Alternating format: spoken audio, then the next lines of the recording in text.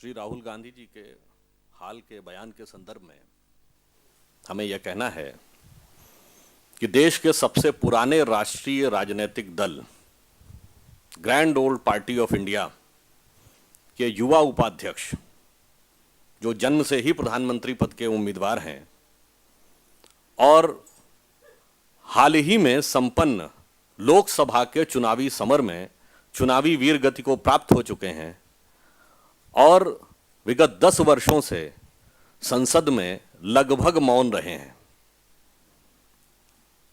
इसके बावजूद ऐसा लगता है कि उन्हें तथ्यों के आधार पर जानकारी लेकर बोलने की समझ या परिपक्वता अभी तक विकसित नहीं हुई है। यद्यपि हम श्री राहुल गांधी जी से बहुत समझदारी या परिपक्वता की उम्मीद भी नहीं करते हैं, पर ऐसा प्रतीत होता है कि उनका अपना होमवर्क और जो भी उनके सलाहकार हैं वो भी सही तथ्य उन तक नहीं पहुंचा पा रहे हैं। दवाओं की कीमतों को लेकर उनके द्वारा दिया गया बयान पूर्णतः निराधार, तथ्यहीन और गलत है।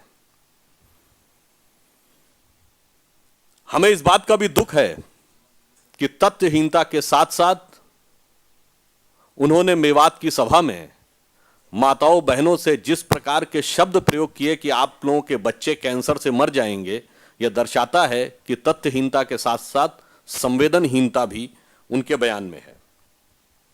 यानी इनसेंसिटिविटी के साथ साथ इमेच्योरिटी भी है।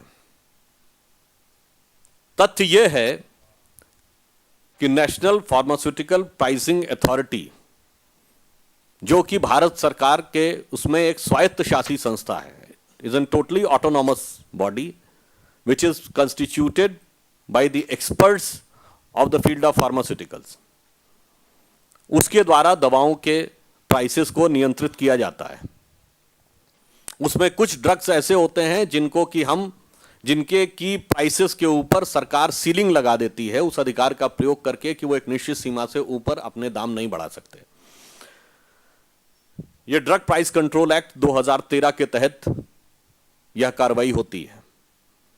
जब हमारी सरकार आई मई 2014 में, तो उस समय 440 ड्रग्स सीलिंग के अंतर्गत थी। हमारी सरकार ने आने के बाद उसमें से 49 ड्रग्स की संख्या बढ़ाई है, यानी अब 489 ड्रग्स सीलिंग के अंतर्गत हैं। इसके अतिरिक्त जो नॉन शेड्यूल्ड ड्रग्स हैं, विशेषकर जो कैंसर, डायबिटीज और हृदय रोग, कार्डियोवास्कुलर डिजीजेस के लिए प्रयोग की जाती हैं, ऐसी करीब 108 के लगभग जो भी ड्रग्स हैं उनके दामों में 30% की औसतन कमी हमारी सरकार ने आने के बाद की है, जिससे कि फार्मास्यूटिकल कंपनीज को करीब 350 करोड़ रुपए का उनके ऊपर भार पड़ा है। उनकी तमाम आपत्तियों और प्रयासों को दरकिनार करते हुए सरकार ने उन ड्रग्स की कीमत में कमी की है। तथ्य यह है, और जिन तमाम दवाओं के बारे में उन्हें किन्हीं अन्य सूत्रों से जानकारी मिली, उनमें से किसी भी दवा की कीमत नहीं बढ़ी हुई है जिसकी की सूची आपको उपलब्ध करा दी जाएगी,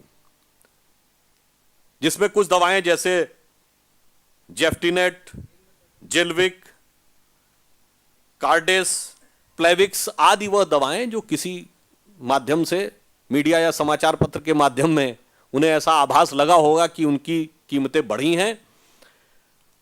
अगस्त के जो बैचेज हैं या सितंबर के जो उन दवाइयों के बैचेज हैं, उनकी भी मूल्य के अनुसार उनकी दवाओं की कीमत में किसी भी प्रकार की कोई वृद्धि नहीं हुई है। अतः श्री राहुल गांधी जी का यह बयान पूर्णतः तथ्य से अलग है, आधारहीन है और गलत है। अंत में मैं यह कहना चाहूंगा कि चुनाव से पहले उन्होंने एक नारा दिया था जिसमें युवा जोश का उल्लेख था। ऐसा प्रतीत होता है कि युवा जोश में शायद वो हकीकत और तथ्यों की जानकारी लिए बगैर बोलने के अभ्यस्त हो गए हैं। मैं उनके लिए सिर्फ एक वाक्य कहना चाहूंगा कि वो अपनी वाणी को संयम रखें और तथ्यों की पूरी जानकारी लेने के बाद ही बोलें, क्योंकि वह देश के सबसे पुराने राष्ट्रीय दल को रिप्रेजेंट करते हैं। एक वाक्य ही कहना चाहूंगा कि वाणी एक अमोल है, जो कोई बोले जानी, हिये तराजू तौल के तब मुख बाहर आनी। धन्यवाद।